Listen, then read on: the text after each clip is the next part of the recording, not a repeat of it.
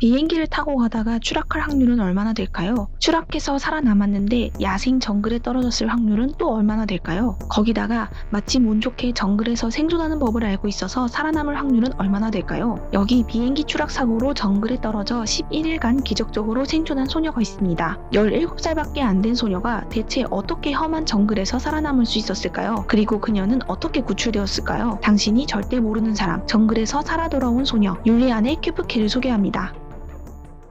율리안에는 1954년 독일계 동식물학자 부모 사이에서 태어났습니다. 그녀와 부모님은 페루 아마존 늪지에 연구기지를 세우고 살아왔는데요. 어릴 적부터 정글에서 생활하는 법을 몸에 익히며 야생의 삶을 직접 체험하고 생존 기술과 자연 지식을 자연스럽게 익히게 되죠. 사건은 1971년 12월 24일 크리스마스 이브에 일어납니다. 17살의 율리안의 케프케는 어머니와 함께 아버지를 만나러 페루 리마에서 이키토스로 향하는 비행기에 탑승합니다. 그런데 그날 조짐이 좋지 않습니다. 폭우가 쏟아지고 번개도 내려치는 최악의 기상 상황이었죠. 하지만 기장은 그날이 크리스마스 이브기도 해서 비행기를 결항시킬 수는 없다. 무조건 간다라는 결정을 내리게 됩니다. 그 결정은 최악의 상황을 만들어내죠. 비행기가 이륙하고 잠시 후 번개가 비행기의 날개를 강타하며 기체가 공중에서 분리되고 맙니다. 한마디로 기체가 두동강이 난 거예요. 그리고 율리안에는 비행기 좌석에 묶인 채 3000m 상공에서 추락하게 됩니다. 다행히 나뭇가지와 덤불에 감긴 채 떨어져 충격을 덜 받게 되죠. 하지만 쇄골 골절, 어깨 상처, 뇌진탕, 온몸에 멍 등 부상을 입고 하루 정도 의식불명 상태가 됩니다. 다음날 그녀는 눈을 뜨고 정신을 차립니다. 그녀가 추락한 곳은 어디였을까요? 그곳은 어디인지도 알지 못하는 정글의 한가운데였죠. 나중에 밝혀지기로는 그곳이 페루의 정글 한가운데였다고 합니다. 그녀는 이성을 붙잡고 천천히 생각합니다. 그리고선 비행기 좌석에서 탈출해 생존을 위한 사투를 시작하죠. 율리안에는 그 당시의 상황을 이렇게 묘사했습니다. 밀림의 거대한 나무 꼭대기에 금색 빛이 맺히자 모든 것이 다양한 녹색 톤으로 눈부시게 반짝였다라고요. 우선 그녀는 함께 비행기에 탑승한 어머니를 찾아 나섰는데요.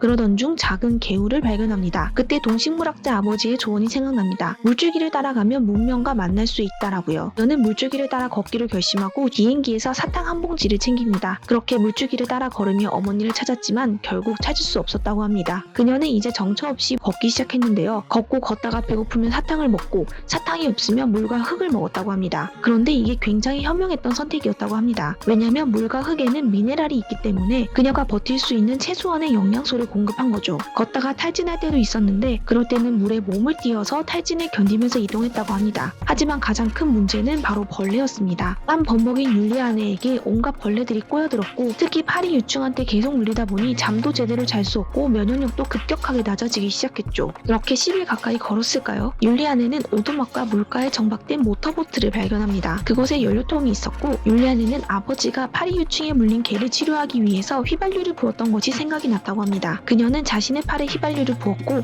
한쪽 팔에만 파리 유충이 30마리 넘게 나왔다고 합니다. 율리안에는 오두막과 보트가 있다면 관리하는 사람들이 있을 거다라는 생각에 그곳에서 사람들을 기다렸고 다행히 나무꾼과 사냥꾼을 만날 수 있었다고 합니다. 그녀는 정글에 추락한 지 11일 차에 극적으로 구조됩니다. 나무꾼과 사냥꾼들은 처음 그녀의 몰골을 보고 인간이 아닌 요정이라고 생각했다고 합니다. 그만큼 사람의 인기척이 전혀 없는 정글에서 그녀가 나왔던 거죠. 그들의 도움으로 율리안에는 인근 마을로 옮겨져 헬리콥터를 타고 큰 병원으로 가서 치료를 받았다고 합니다. 그곳에서 아버지와 재회하게 되지만 안타깝게 어머니는 여전히 실종 상태였다고 하는데요. 결국 1972년 1월 12일 어머니는 시신으로 발견됩니다. 사고 직후 그녀는 전 세계적으로 유명해집니다. 정글에서 살아 돌아온 정글 소녀로 스타덤에 오르게 되죠. 하지만 율리안에는 사고의 후유증으로 한동안 비행기 트라우마와 생존자 괴리감에 시달렸습니다. 그녀는 정글에서 극한 상황을 이겨냈듯이 자신의 트라우마를 이겨내고 독일에서 고등학교를 졸업합니다. 미넨대에서 박쥐 생태학을 연구해 박사학위를 취득하죠. 그리고 아버지의 연구소에서 생태 보존 활동을 이어가게 됩니다. 저는 율리안의 이야기를 접하면서 그녀가 정글 속에서 살아 돌아온 사실보다 그 이후의 트라우마를 극복하고 다시 자신의 삶을 찾아 나서는 여정에 큰 감동을 받았습니다. 만약 여러분이라면 야생의 정글에서 율리안의처럼 생존할 수 있었을까요? 저는 살면서 제가 습득한 경험과 지식이 언젠가 내 삶의 밑거름이 된다고 생각하고 살고 있는데요. 율리안의 역시 그랬던 것 같습니다. 부모님이 동식물학자셨고 어릴 때부터 아마존 습지에서 생활한 생존 기술과 경험이 있었기 때문에 이 같은 최악의 상황에서도 살아남을 수 있었던 것 같습니다. 지금까지 야생 정글에서 기적처럼 살아 돌아온 소녀